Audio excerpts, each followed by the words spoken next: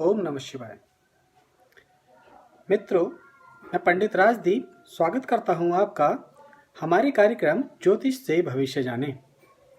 आज के इस कार्यक्रम में हम चर्चा करेंगे देवगुरु बृहस्पति और चंद्रमा से बनने वाले एक श्रेष्ठ राजयोग गजकेसरी के बारे में।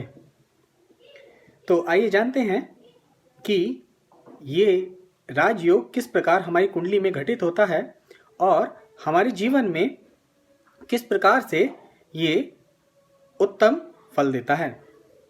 और साथ में जानेंगे कि किस जातक की या हमारे परिचय में किसकी कुंडली में ऐसा राजयोग है और वो उसे हम अच्छे से जानते हैं और उसने अपने जीवन में क्या क्या पाया और किस तरह से उसका जीवन रहा। तो शुरू करते हैं। सबसे पहले जानते हैं गजकेसरी। गजकेसरी जैसे नाम से ही पता लग रहा है, गज माने हाथी और केसरी माने शेर। शेर कौन? शेर वो जो राजा है जंगल का। और हाथी कौन? जो साइज में सबसे बड़ा और पूरे जंगल पर अपना एक आवाज और अपनी ध्वनि से, अपनी ताकत से, अपने बल से सब पर अपना नियंत्रण दिखाने वाला। अब हम बात कर रहे थे गजकेसरी राजयोग की, तो क्या इसका नाम भी इस योग के साथ सार्थक होता है? तो हाँ, बिल्कुल। जब हम बात करते हैं गजकेसरी राजयोग की तो ये चंद्रमा और देवगुरु बृहस्पति की युति संबंध से बनता है। अब किस प्रकार से हमारी कुंडली में ये घटित होगा और किस प्रकार से हम जाने कि ये हमारी कुंडली में है या नहीं, तो शुरू करते हैं। आप अपनी कुंडली उठा लीजिए और देखिए क्या आपकी कुंडली में देवगुरु बृहस्पति और चंद्रमा एक साथ बैठे हैं या वो एक दूसरे के आमने सामने एक दूसरे को देख रहे हैं।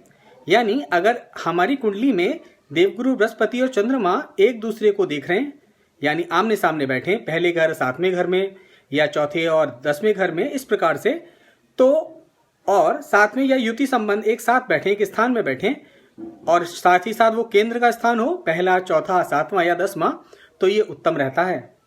और कब, किन परिस्थितियों में ये उत्तम राजयोग होता है? अगर हमारी कुंडली में लगन स्थान में देवगुरु बृहस्पति 4 नंबर के कर्क के होके और चंद्रमा के साथ बैठे या दृष्टि संबंध बनाए, या चंद्रमा 2 नंबर वृषभ के होकर और देवगुरु बृहस्पति के साथ लगन स्थान में बैठे या दृष्टि संबंध बनाए, तो ये श्रेष्ठ राजयोग होता है।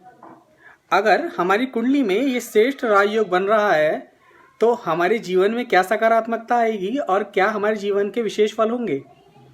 गजकेसरी जो एक बहुत ही श्रेष्ठ राजयोग है, अगर हमारी कुंडली में बन जाए तो हमारे जीवन को बदल देता है।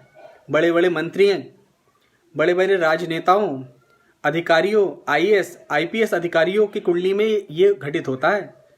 अब आप सोचेंगे, आज के ज़माने में जब राजा तो है नहीं, पुराने ज़माने में तो राजा हुआ करते थे, तो आज के ज़माने में हम इस परिप्रेक्ष्य में मंत्रियों को ले सकते हैं, कैबिनेट मिनिस्टर को ले सकते हैं। ऐसे लोगों की कुंडली में गजकेसरी राजयोग पाया जाता है।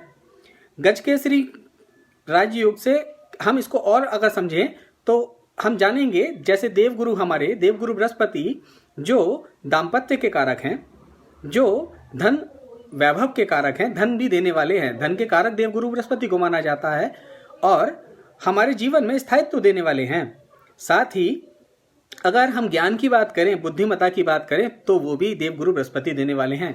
और अगर ये अच्छे होके बैठ जाएं, साथ में चंद्रमा जो हमारे मन के कारक हैं, हमारे पूरे शरीर के जल तत्व में उनका नियंत्रण है, और अगर हमारा मन हमारे नियंत्रण में है और अगर उसका संबंध देवगुरु बृहस्पति की पॉजिटिव एनर्जी से हो जाए, तो ये बहुत ही श्रेष्ठ होता है। फिर जातक जो चाहे वो पा लेता है। और अगर ये पावरफुल कंडीशन हमारे जीवन में लगन में हो जाए तो उसके कहने ही क्या।